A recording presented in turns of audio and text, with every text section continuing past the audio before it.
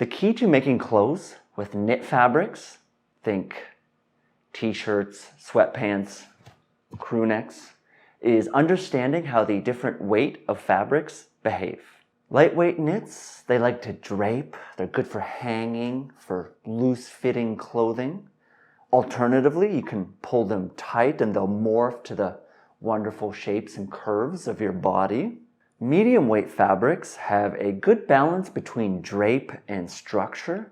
So good for comfortably fitting t-shirts or say turtlenecks where you want to have that upward sitting collar, maybe even a mock neck. Heavier weight cottons are nice for comfort and warmth. They have really good structure, but the challenge here is to make sure that there isn't too much folding at the seams or layers, because it gets bulky real quick and gets hard to sew after a few layers. And as a bonus, the extra heavyweight knits like a cotton terry, perfect for the winter time. But with these ones, I suggest if you have to do any kind of folding or layering, I like to use a lightweight stretch underneath. Okay, let's dig into the details.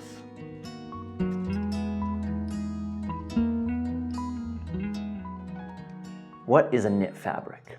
Well, it is looping of threads to make the full fabric, as opposed to overlapping threads the way a weave is done. And by looping these threads together, there's a lot more give and leniency there, which means when we pull on the fabric, it introduces that stretch that we see in knits. Knits are often made out of cottons.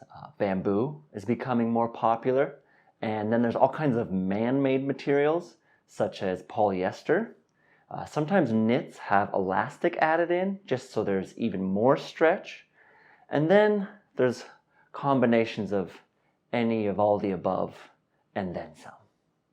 I've been working with knits quite a bit lately, and I've been making a whole lot of mistakes. Things have not been going how I wanted them to, but they've been great learning lessons, and so I'm condensing all these discoveries into this video here, which will hopefully help you better understand some of the basic properties, which you can then apply to, well, whatever knit projects you're working on. All right, lightweights first.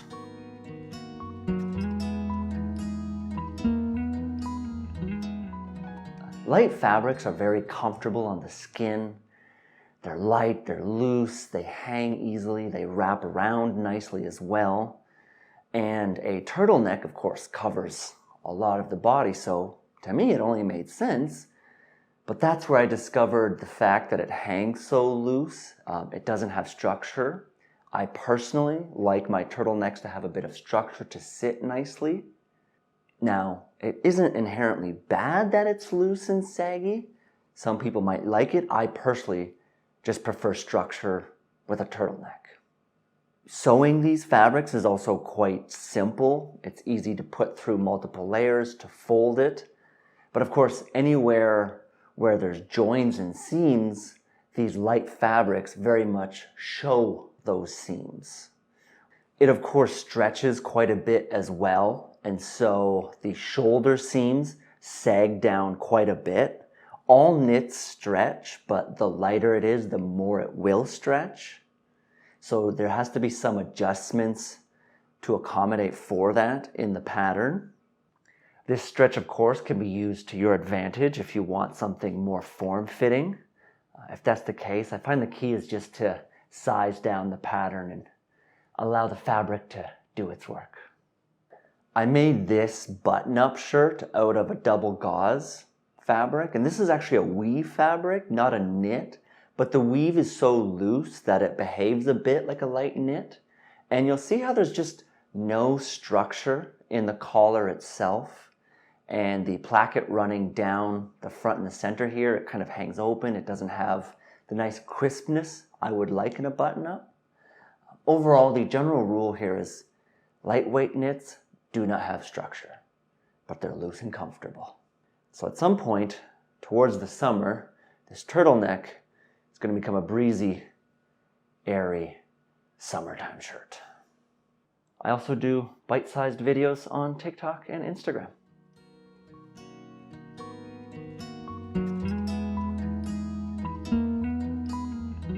The medium weight knits are probably my favorite to work with because they're the easiest.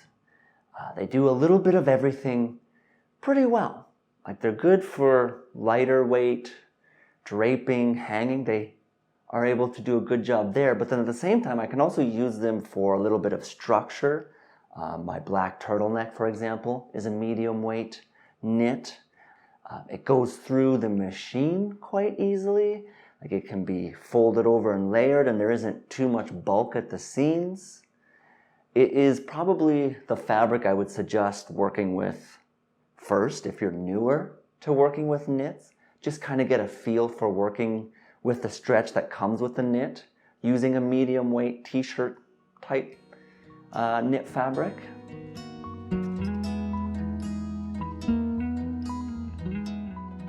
Heavier weight knits, like the sorts that are used for sweatshirts and sweatpants, what it's good for is it creates and holds shape quite nicely. Like, it smooths out nicely the overall form. I personally like it for the structural elements that it offers. In terms of sewing with it, it's still fairly decent to work with. It's quite manageable. Having 2 layers going together is okay. Where it gets a bit more challenging is where you go beyond 2. Like, say, the seam at the top of this sweater here, where the sleeve attaches, it can get a little bit bulky in that area, or by the neck as well. And so anything beyond 2 gets a bit more challenging. It also starts to have a little bit less stretch to it, just because it is a thicker, heavier weave. It becomes much more noticeable the importance of pressing seams with this thicker fabric, because they will sit quite round unless manipulated with the iron to sit flat. If you want to get to know a bit more of what I have to offer, my website is my online portal to everything I have to offer.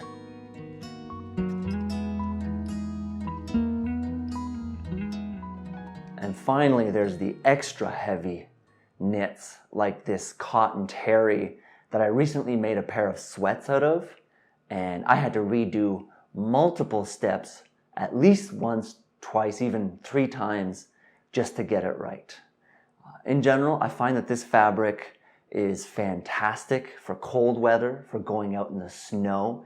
Super comfy, it warms up real quickly, but it also doesn't have very much stretch to it just because it is so thick, and seams get super bulky super quick.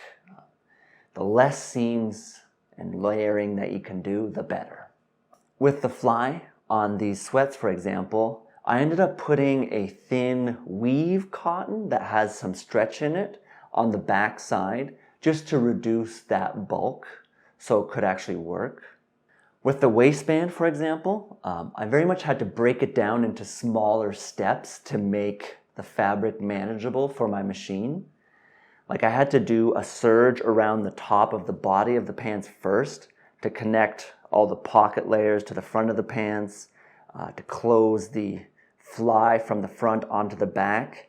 So essentially that the top of the pants was one whole unit. And then the same thing with the waistband, I had to double up the fabric, close it in on itself, do a serge so it was one layer. And then from there I lined up the waistband onto the body of the pants, and then I was able to stitch those 2 together. Because otherwise there was just too many thick layers going on, and they were pulling in and out, and my fabric wasn't catching everywhere. It was a mess. If you look closely, you'll notice that the fabric at the cuffs of the pants and the waistband is slightly different than the cotton terry. It is a slightly thinner rib knit fabric, which is another type of stretch that's important.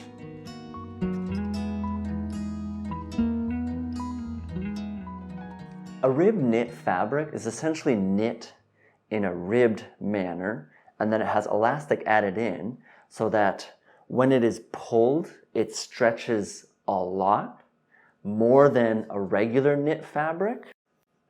And so the reason I use it on those sweats, for example, is that it gives me the stretch that I need down at the bottom by the cuffs and the waistband, so it can pull in enough, but also doesn't crumple, and at the same time reduces the amount of bulk in those areas that have to have the extra stretch. The shorter, of course, you make it, the more it stretches. But the beauty of it is when you're stretching it out like that and after it's sewn on, what happens is it sits in and flat. So the reason why the collars on your t-shirts and sweaters don't sit straight up the way a normal fabric does is because of that stretch that pulls it in on the non-sewn areas. So personally, I like my rib knits to be anywhere from 60% to 85% of the length of whatever I'm sewing them onto. So let's say my neck hole, for example, I would use my measuring tape and walk it out, get a measurement of my neck hole, and then I would multiply it by 0.6 or 0.85 or maybe somewhere in the middle, 0.7, depending on how much I want. It's also how you can have enough bulk in your sleeve, but then also have the cuff slim enough to be around the wrist. There's also different weights of rib knits, and it's important to match that to the fabric of the garment. So when I work with lighter weight fabrics, I go with a lighter rib knit, and then with the heavier ones, you want to go with something a bit heavier, more bulky. They all have a lot of stretch, but there's different thicknesses. Toques, beanies, those are also rib knit fabrics. See? You can support these efforts over on Patreon or one-time donations on PayPal.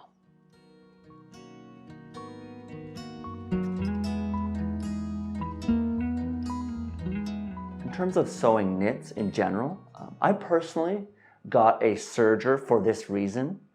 Not only does it encapsulate the raw edge, but the way the seam of a serger works, it also helps to maintain the stretch of the knit fabric. But mind you, the seam of a serger essentially sort of turns it into a bit of a T shape, so there's inherently a little bit of bulk. To avoid the bulk of those seams, there's machines that have been specifically developed to work with knits. They're called cover stitch machines, and it essentially allows the fabrics to be laying on top of each other and then sewn together like that. And in fact, that's how all professional garments of this sort are created today. With a serger, we can sort of simulate a cross stitch with a technique known as flat locking. Here's what that looks like from the outside. Essentially what it does is it turns the seam allowance into a bit more of a lump as opposed to that T shape. And if you want to do this with your serger, I'm going to link a video below on exactly how to do that. I, of course, like my seams to sit really nice and flat. And so in areas where the body of the garment meets some sort of a rib knit, I usually tend to sew that down with a zigzag stitch. So it sits flat, and then the zigzag stitch itself helps to maintain the stretch needed in those areas. For that zigzag stitch, I use my regular sewing machine along with a walking foot. And what a walking foot does is it grabs the fabric from both sides, which prevents overstretching of the fabric and that bubbling that you see sometimes. I've made a whole video just about the walking foot and also linked below. Alternatively, you can use a double needle in these areas as well. That too will help to maintain the stretch. The stretch of the fabric can sometimes present some challenges to the garment. Like for example, on tops, over the course of the lifetime of the garment, it will start to sag because of the weight of hanging down. And so a good way to prevent that is to sew ribbon into the back of the neck and along the shoulders. And essentially that just helps to strengthen and hold the weight of the garment of itself hanging on the body. For the pattern, I like to bring the shoulders in a little bit at the top, just so it doesn't sag off the edge. And I make the neck hole just a touch smaller, because again, the weight of the garment itself pulls it open a little bit.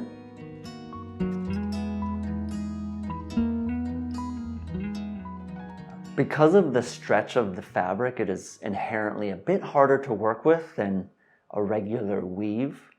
But if you just listen to the fabric, understand its properties, and kind of figure out how to best work with it, it becomes more enjoyable to work with, and as a result, you end up having very comfortable clothes. If there's things I have missed that you've personally discovered working with knits, share it in the comments. Help others out there who are learning themselves. Thank you for watching, and check out the many links down in the description. Thank you to everyone who supports me on Patreon. Special shout out to these top tier supporters. And if you found this video informative and want some more sewing related content, here's a couple more options.